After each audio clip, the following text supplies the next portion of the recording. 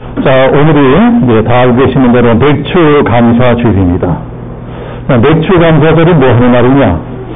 제가 이 주보에도 이제 자세히 써놓았지만은, 맥추감사절은 여러 가지 영적인 의미가 있습니다. 그러나 그냥 쉽게 말씀드리자면, 이스라엘 백성들이 보리농사 지어서 추수한 첫 열매로 감사의 제사를 드리는 날입니다. 출애굽기 23장에 이런 말씀이 있습니다. 맥추절을 지키라. 이는 내가 수고하여 밭에 뿌린 것의 첫 열매를 거두니라. 왜 맥추절을 지켜야 되느냐? 전반기 농사 잘 지켜주신 것 감사하라는 것입니다. 자, 우리로 하면은 한 해의 절반은 무사히 지낼 수 있게끔 해주신 은혜를 감사하라는 것입니다. 자, 오늘 우리도 감사 예배를 드리고 있습니다. 자, 무슨 감사요? 지난 6개월 동안 지켜주신 은혜를 감사합니다. 지난 반년 동안 경기 불안도 있었고 사건 사고도 많았고 국내적으로 여러 가지 일들이 많았지만은 그래도 부족함없이 우리들에게 먹을 것, 입을 것, 쓸 것, 필요한 것들을 채워주신 은혜를 감사합니다. 지난 반년 동안 지켜진 하나님의 은혜를 감사하면서 예배드리는 날이 오늘 맥추감사주일입니다. 성경은 감사란 말씀이 굉장히 많이 나옵니다. 여호와께 감사하라. 그는 선하시며 그 인자하심이 영원하미로다. 우리를 모든 대적에게서 건져주시에게 감사하라. 그 인자하심이 영원하미로다. 모든 육체에게 먹을 것을 주신 이에게 감사하라. 그 인자하심이 영원하미로다.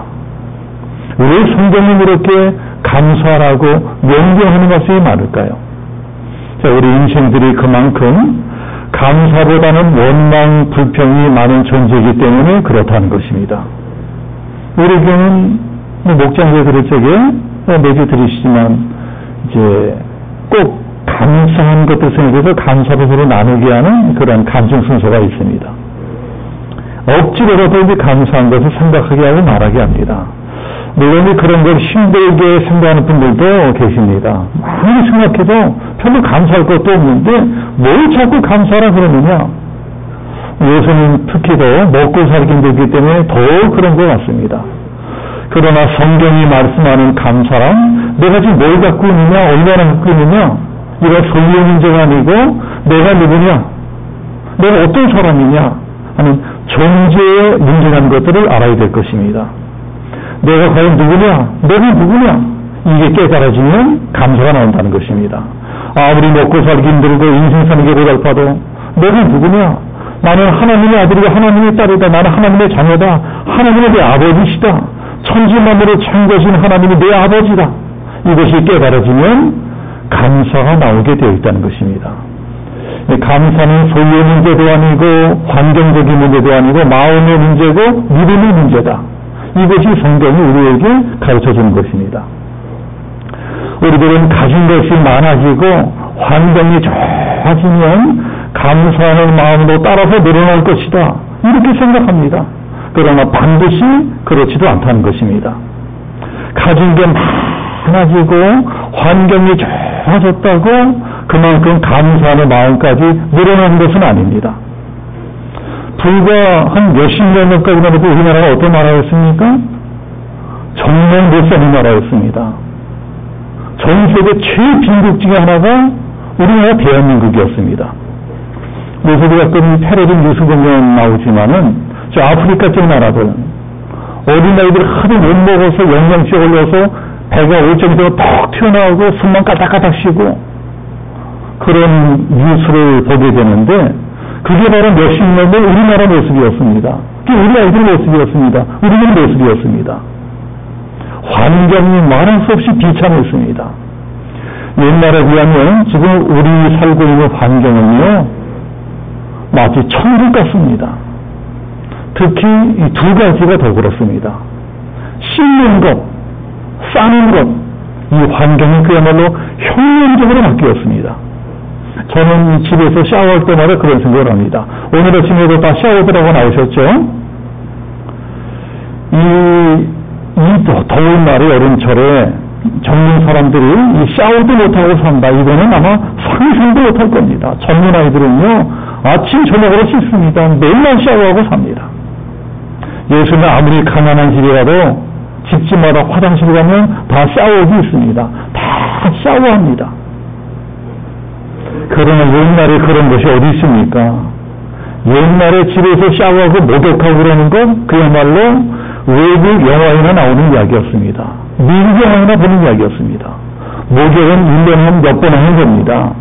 목욕탕은 명절 때나 하는 겁니다. 그래서 한번 목욕탕 가면 본전 빼겠다고요. 떼수건으로 빡빡 밀었습니다. 이 화장실도 옛날에는 수세식이라고 있어요. 다 푸세식입니다. 요새 같은 여름철에 화장실 가서 앉아있으면 그 냄새 정말 죽였습니다. 공중 화장실 가면은 구데기가 바글바글했습니다. 그냥 구데기가 벽을 따고 딱 올라가고 딱 떨어지고 떨어지고. 요새 아이들 그런 화장실 들어가면 전부 다 순교합니다. 지금은 정말 싸는 환경 천국입니다. 천국. 우리나라는 화장실 선진국입니다. 전 세계에서 우리나라 화장실, 특히 공주 화장실만큼 잘 돼 있는 나라 제가 거의 못 봤습니다. 저도 세계 많은 나라 다녀봤는데요. 우리나라만큼 볼륨하면서 짜자자짠 베토벤의 교향곡, 운명교곡 듣는 나라 우리나라밖에 못 봤습니다. 그 좋은 화장실 사용하는 거 돈도 안 받습니다. 유럽같이 잘 사는 나라들에도 공주 화장실 다 돈 받습니다. 유럽 가보신 분들 아시죠? 화장실 다 돈 받아요. 우리나라는 돈도 안 냅니다. 지금은 씻는 환경, 싸는 환경 다 좋아졌습니다. 화장실 천국이 우리나라입니다. 그러나 이렇게 환경이 좋아지고 형편이 좋아졌다고 감사하는 사람도 그만큼 더 늘어났나요? 오히려 반대인 것 같습니다. 못 살 때보다 원망불평만 더 늘어난 것 같습니다. 옛날보다 이만하면 훨씬 더 살게 되는데 지금 머리에 띠두르고 대면하는 사람은 더 많아졌습니다. 그러니 감사는 환경의 문제가 아니고 마음의 문제고 믿음의 문제라고 하는 것입니다.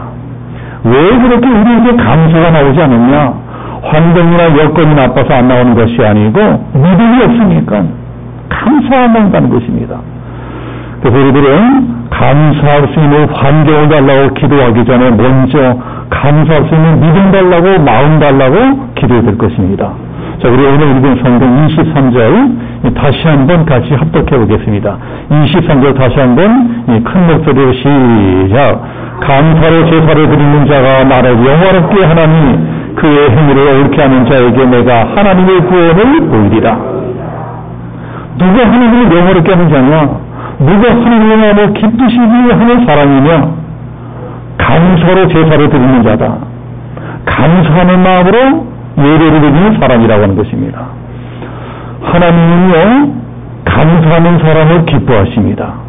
나는 감사하는 사람을 기뻐한다. 나는 감사하는 사람을 좋아한다. 하나님은 감사하는 사람을 사랑하신다고 성경에 무수히 나와 있습니다. 하나님께 복받은 사람들은 전부 다 감사하는 사람들이었습니다. 원망 불평하는 사람이 복받은 경우는 성경에 한 번도 없습니다. 한번 찾아보세요. 그런 게 있나? 감사는 하나님이 우리 환경을 바꿔주십니다. 감사는 우리 인생을 바꿔주십니다. 감사하면 운명까지 바꿔주십니다. 운명이라는 것이 있는 것 같아요. 우리 인생에는 운명 비슷한 것이 있기는 있습니다. 물론 운명이라는 것은 기독교적인 용어는 아닙니다. 그러나 그런 것은 부인할 수가 없습니다. 거의 불가항력적인 것이 운명입니다. 태어날 적에 내 마음대로 태어날 수 있나요? 태어날 수는 어쩔 수 없습니다. 태어나는 건 어떻게 할 수가 없어요. 태어나는 것을 내 마음대로 할 수 있다면 솔직히 나는 우리나라에서 태어나지 않았을 것입니다. 저도 세계 많은 나라를 다녀보았습니다. 솔직히 우리나라보다 살기 좋은 나라 굉장히 많이 있습니다. 만약에 내가 내 마음대로 태어날 수만 있었다면 저 스위스라든가 오스트리아 같은 나라, 경치 좋고 살기 좋은 나라, 그런 나라에서 태어나라고 했을 겁니다. 저 캐나다 같은 땅덩어리 넓은 나라, 거기서 태어나라고 했을 거예요. 스웨덴이나 핀란드나 덴마크 같이 사회복지가 완벽하게 갖춰진 나라, 그런 나라에서 태어났을 것입니다. 그런 나라 가보신 분들은 저만 그런 것이면 다 그런 생각하셨을 것입니다. 아이고, 이런 나라에 살았으면 좋겠다. 내 마음대로 태어날 수만 있다면 우리들은 다 좋은 나라, 다 좋은 부모님에게서 태어나고 할 것입니다. 나라도 부자 나라고, 부모님도 부자고, 그리고 얼마나 좋겠어요. 그러면 정말 태어나자마자 대박입니다. 이 삼성그룹의 이지영 부회장이, 아니, 우리보다 뭐 그리 나은 것이 있습니까? 우리 전국에 뭐 그리 뛰어난 것이 있습니까? 부모장 같은 거 하나밖에 없습니다. 태어나자마자 돈 많은 부모를 만났으니까 저 젊은 나이에 삼성그룹 회장을 하고 있는 것입니다. 만약에 우리가 골라서 태어날 수만 있다면 다 그런 부모에게서 태어나려고 했을 것입니다. 그러나 우리는 그럴 수 없습니다. 내 마음대로 태어날 수 없습니다. 그래서 하필이면 안 좋은 환경 가운데 태어날 수가 있습니다. 안 좋은 집안에 태어날 수가 있습니다. 그런 것도 운명이라는 운명입니다. 그렇기 때문에 혹시 이 자리에 나는 불행한 운명을 타고 태어났다 생각하는 분도 계실지 모르겠습니다. 나는 태어날 때부터 가난한 집구석에서 태어났어. 나는 태어날 때부터 많이 배우지 못한 무식한 부모님에게 태어났어. 나는 태어날 때부터 몸도 약하고 재주도 없고 머리도 나쁘게 태어났어. 그러니 당연히 학벌도 없지, 백도 없지, 실력도 없지. 그러니 이러한 조건을 갖고 태어난 내가 어떻게 잘 될 수 있겠어? 어떻게 성공하고 출세할 수 있겠어? 이런 환경인데 내가 어떻게 잘 살 수 있겠어? 그러니까 이러고 살아야 되는데 운명이야, 내 팔자야. 팔자를 어떻게 바꿀 수 있겠어? 그러나 성경은 무슨 책이냐? 팔자를 바꾸는 비결을 가르쳐주는 책입니다. 팔자를 어떻게 바꿀 수 있느냐? 이때인 거예요. 팔자를 바꿀 수 있는 길이 있다. 그게 뭐냐? 감사라는 것입니다. 감사해라. 계속 감사하고 또 감사하고 또 감사하고 죽도록 감사해라. 그러면 내 운명도 바꿔줄 것이고 내 팔자도 바꿔줄 것이다. 성경이 가르쳐주는 운명을 바꾸고 팔자를 바꾸는 비결이 감사입니다. 범사에 감사하라. 성경은 범사에 감사라고 합니다. 그저 감사해라. 죽으면서는 감사해라. 이런 성경의 원리대로 살아간다면 누구든지 그 운명이 바뀌고 팔자가 바꿔질 것이다. 다 뉴스 봐서 아시겠지만 우리나라하고 일본하고 사이가 아주 좋지 않습니다. 험악합니다. 전쟁이 벌어질 것 같습니다. 일본 때문에 지금 우리나라 골탕 먹고 있습니다. 만약 이거 잘 풀지 않으면 우리나라 기업들 아무리 천하의 삼성이라도 큰 어려움 당할 수 있습니다. 저는 우리나라 삼성 반도체가 이 삼성 반도체 세계 최고인 줄 알았는데 알고 보니까 일본 기술하면 만들 수도 없대요. 정말 열받는 일입니다. 일본 사람들 참 얄미운 사람들입니다. 참 얄미운 사람들입니다. 그래도 우리가 배울 것은 배워야 됩니다. 배울 것은 배워야 돼요. 일본 사람들을 잘 보면은 다 어떤 장점이 있습니다.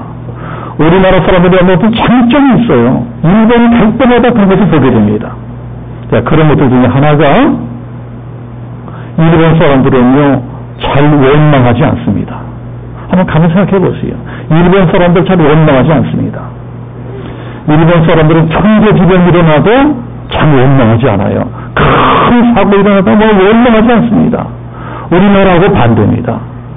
우리나라는 사고만 났다면 막 울고 불고 악쓰고 떼쓰고 막 테이프 치고 막 하여튼 놀아나고 시끄럽습니다. 일본 사람들은요, 잘 그렇게 하잖아요. 엄청난 비극이 일어나는데 사람들이 조용합니다. 아마 워낙 화산도 많고 지진도 많고 천재지변이 많은 나라에 살다 보니까 그렇게 된 것 같아요. 그래서 일본 사람들이 기업하는 사람들도 전부 잘 원망하지 않습니다. 우리나라에서 기업하는 사람들은 잘 되면 다 자기가 잘한 것이고 안 되면 다 나라 탓이고 정부 탓입니다. 일본하고 우리나라는 기업 문화가 뿌리부터 다릅니다. 일본 최대 재벌 기업 중에 마쓰시다 그룹이라는 것이 있어요. 마쓰시다 그룹 들어보셨죠? 그 기업을 창업한 사람이 마쓰시다 고노스케입니다. 마쓰시다 고노스케만 들어보셨을 거예요.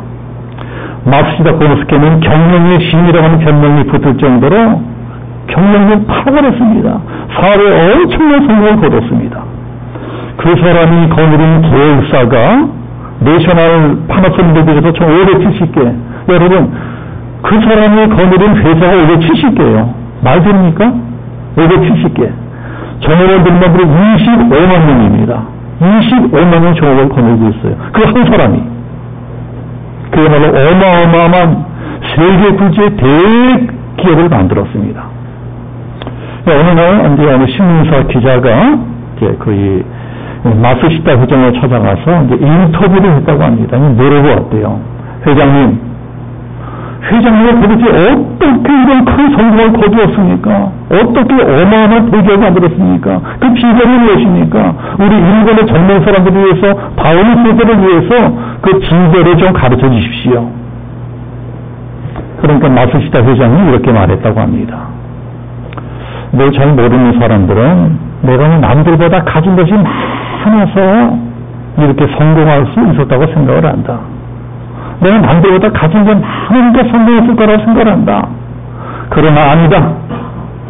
나는 오히려 남들보다 모자란 것이 더 많았다.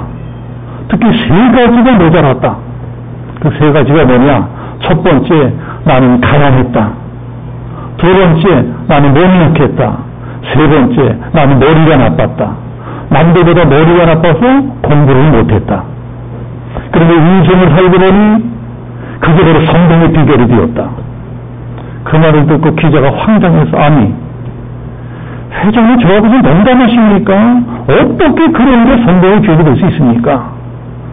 그러니까 마쓰시다 회장이 정색을 하고 이렇게 기자에게 말했다고 합니다. 농담이 아니라 진짜 그게 성공의 비결이었다. 생각해봐라.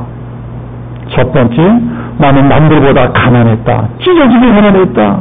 그랬기 때문에 나는 어렸을 적부터 구두닦기 하고 껌파리 하고 신문파리 하고 하면서 세상을 일찍 배울 수 있었다. 워낙 가난했기 때문에 먹고 살기 위해서 장사도 일찍 배웠다. 두 번째, 나는 남들보다 몸이 약했다. 그랬기 때문에 술 같은 거, 담배 같은 거 일절 안 했다.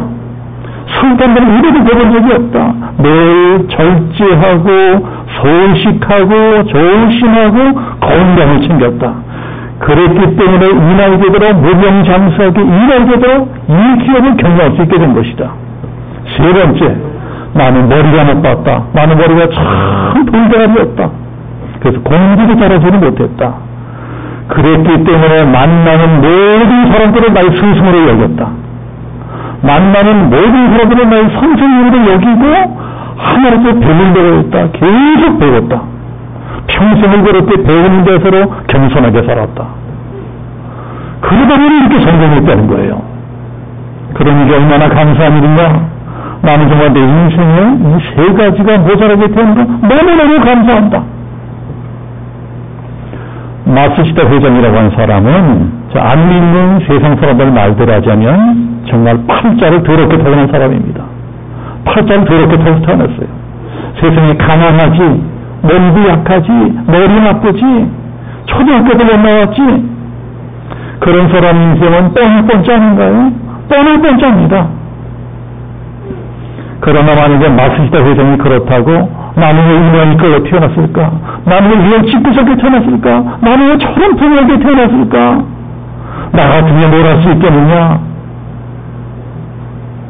원망 불평이라고 살았다면 어떻게 됐을까요? 말 그대로 팔자대로 살다 죽었을 것입니다. 팔자대로 가난을 살고 죽었을 것입니다. 그러나 그 사람은 오히려 그런 걸 감사했습니다. 아이들은 이게 감사한 일이더구나. 나는 차라리 남들 가진 걸 못 가지고 태어났기 때문에 더 노력했다. 더 일을 썼다. 더 바닥을 쳤다. 그러고 살다 보니 오늘 이렇게 큰 성공을 거두게 되었다. 나는 남보다 못 가진 것을 감사한다. 남들 가지고 못 가지고 태어난 걸 감사한다. 이게 마쓰시다의 고백이에요.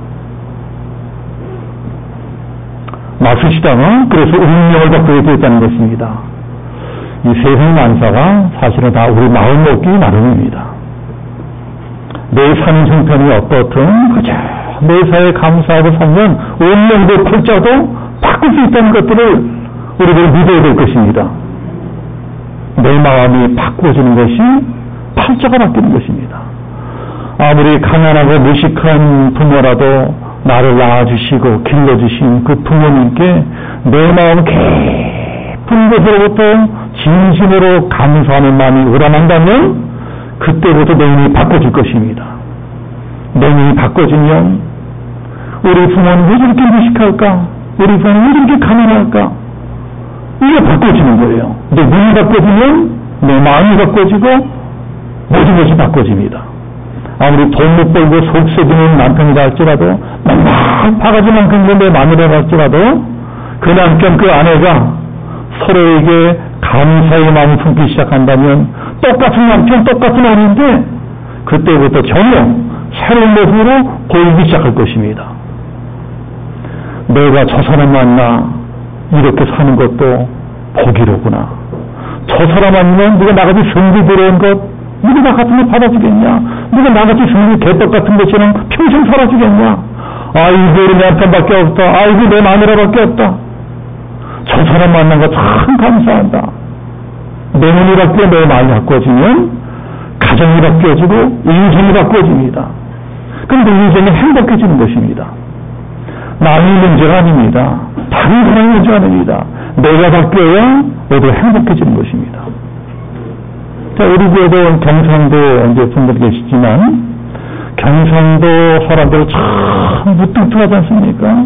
경상도 문빈들 참 무뚝뚝합니다. 경상도 남편이랑 사는 분들 치고 여보 사랑해, 여보 고마워 이런 말 듣고 사는 분 거의 없을 겁니다. 아마 없을 거예요. 경상도 남자들은 평생 딱 두 마디 하고 산다고 합니다. 두 마디. 밥 먹자, 자자, 딱 두 마디 하고 산대요. 그럼 경상도 사람이 있었습니다.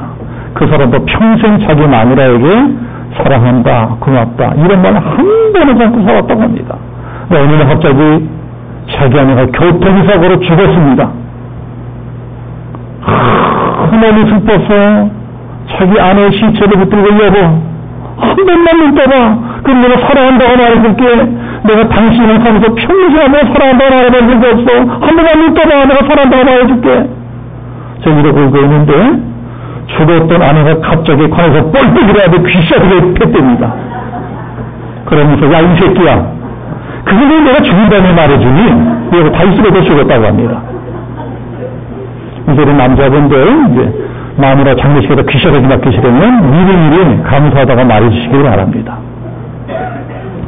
내 남편, 내 아내, 내 부모, 내 자식 이게 내 인생 최고의 선물입니다. 그 인생 무슨 선물이 있겠습니까? 내 집에서 나랑 같이 살고 있는 우리 식구 하나하나 이게 하는 게 최고의 선물이에요. 최고의 축복입니다. 우리들은 이것을 알아야 됩니다. 아무리 성질 더러운 내 남편이고 아무리 바가지 긁는 내 마누라라 할지라도 아무리 속썩이는 내 잘새끼라 할지라도 만약에 내 남편, 내 아내, 우리 아이가 지금 갑자기 교통사고로 죽었다면 생각해 보세요. 도대체 뭘로 내 남편, 내 아내, 우리 아이들 대신할 수 있겠어요? 보상금? 돈을 얼마나 받아야 내 남편 대신할 수 있습니까? 내 아내 대신할 수 있어요? 우리 아이들 대신할 수 있겠습니까? 가족끼리 서로 감사하며 살아가야 됩니다. 감사하면 천국이 되고 불평하면 지옥이 됩니다. 우리 집을 지옥으로 만드는 비결은요 간단합니다. 너무 간단해요. 당신이 남편과 나한테 해준 게 뭐가 있나? 응? 야 마누라 네가 나한테 뭐 잘해준 게 있냐? 엄마가 나한테 해준 게 뭐가 있어? 아빠가 나한테 해준 게 뭐가 있어?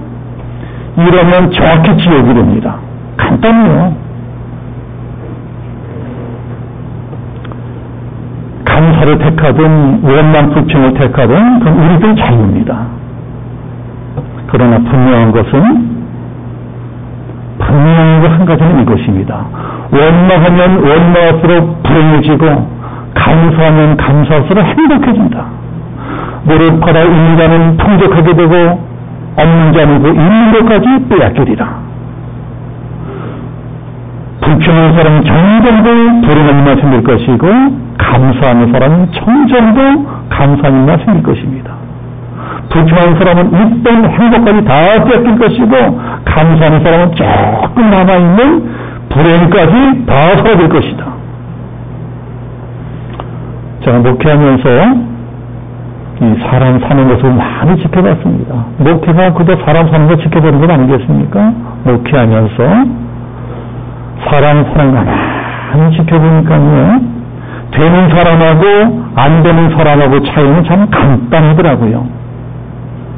되는 사람은 뭐라도 자기가 가지고 있는 것, 자기가 할 수 있는 일을 생각합니다. 그러나 안 되는 사람은 늘 자기한테 없는 것, 자기가 못하는 것, 그것만 생각합니다. 그런데 그 사람이 진짜 가지고 있는 것이 아무것도 없느냐? 제가 보기엔 반드시 그렇지도 않아요. 그만하면 많이 가지고 있는 편입니다. 아직 건강도 있고, 집도 있고, 처자식도 있고, 머리도 그만하면 좋아요. 재능도 있어요. 뭐 배운 것도 있고, 경험한 것도 많습니다. 그런데 나는 가진 것이 없다고 아무것도 안 하러 갑니다. 매일 원망불평을 하고 있으니 진짜 아무것도 안 되는 것입니다. 아무것도 안 돼요. 이 세상엔 99가지를 가지고 있으면서도 나머지 딱 한 가지가 없다고 불평하는 사람이 있는 거 아니면, 비록 99가지를 다 잃어버렸다 할지라도 아직 나에게 남아있는 그 한 가지, 그 한 가지 가능성을 보고 감사하는 사람도 있습니다. 하나님, 다 없어진 줄 알았는데, 내가 다 망한 줄 알았는데, 그래서 찾아보니까 나한테 이거 하나 있네요? 하나님한테 이거 하나 넘겨주셨네요? 이거라도 하나 만들시니 감사합니다. 이것 가지고 어떻게든 일어나보겠습니다. 이것 가지고 다시 한번 도전해보겠습니다. 다 망했으면서도 아직 나한테 남아있는 그 한 가지, 그 작은 것 가지고 감사하는 사람, 그 작은 가능성 하나 보고 다시 일어나려고 하는 사람. 우리가 하나님이라도, 내가 하나님이라도 그런 사람이 이쁘지 않겠어요? 그런 사람이 사랑스럽지 않겠습니까? 이왕이면은 그런 사람 도와주고 싶지 않겠습니까? 내가 가지고 있는 좋은 조건이나 내가 누리고 있는 좋은 환경 때문에, 내가 그런 좋은 걸 받았기 때문에 드리는 감사는 누구나 할 수 있는 감사입니다. 누구나 할 수 있어요. 아니, 받은 것 감사하면 누가 못하겠어요? 그것도 하나는 인간도 아닌 거고 도둑놈이에요. 그러나 어려울 때, 힘들 때, 그럼에도 불구하고 드리는 감사가 하나님을 감동시킵니다. 사람도 감동시켜요. 저 사람은 어떻게 저런 환경 가운데서도 감사하고 살아갈 수 있단 말이냐? 어떻게 저 환경 가운데 저렇게 감사하고 살아갈 수가 있어? 저 사람 보니까 하나님 진짜 살아계신 것 같아. 저 사람 보니까 하나님 진짜 계신 것 같아. 이게 바로 하나님을 영화롭게 드리는 겁니다. 이렇게 사는 게 바르게 사는 겁니다. 하나님 보시기에 이게 바로 옳게 사는 것입니다. 그런 사람을 하나님이 어떻게 하세요? 하나님이 구원해 주신다는 것입니다. 건져 주신다는 것입니다. 감사로 제사를 드리는 자가 나를 영화롭게 하나니 그 행위를 옳게 하는 자에게 내가 하나님의 구원을 보이리라.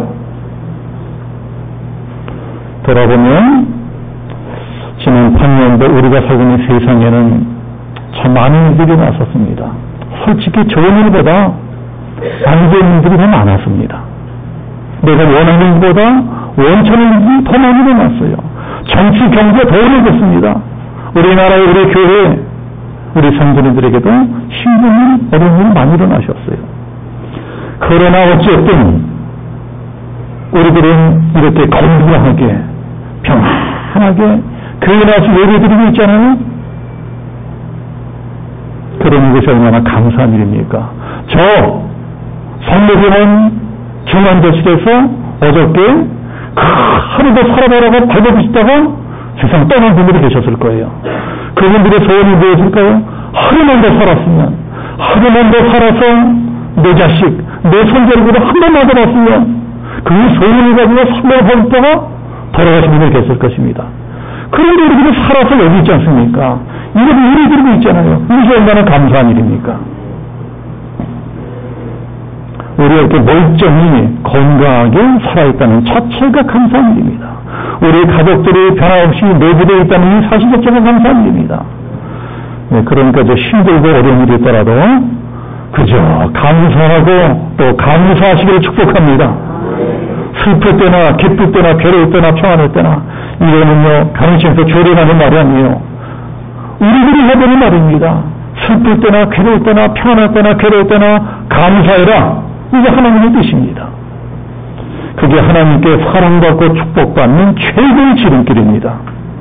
하나님께서는 어려울 때 드리는 감사를 진짜 감사로 여겨주십니다. 또 감사는요 실천할 적에 진짜 감사가 됩니다. 예배 시간에만 감사드리는 것이 아니고 집에 돌아가셔서도 감사해야 됩니다. 자, 어떻게 실천하느냐? 제일 먼저 말로 실천하는 것입니다. 연습해보자는 생존하네요. 자, 연습하고 끝내겠습니다. 자, 내 옆에 앉은 사람이 눈스토리 같은 내 남편, 내 안에 생각하시고, 자, 옆 사람 쳐다보시면 저 따라 큰 소리 하세요. 옆 사람 쳐다보시면서 저랑 같이 살아주셔서 감사합니다. 큰 소리로. 자, 집에 가서 꼭 그렇게 하시기 바랍니다. 다른 식구들에게도요. 감사로 제사를 드리는 자가 나를 영원롭게 하나니, 이 한 주간도 감사로 하나님 영원롭게 드리는 우리 양심영수께 모든 성도들 되시기를 예수님의 이름으로 축복합니다. 아멘. 기도하겠습니다.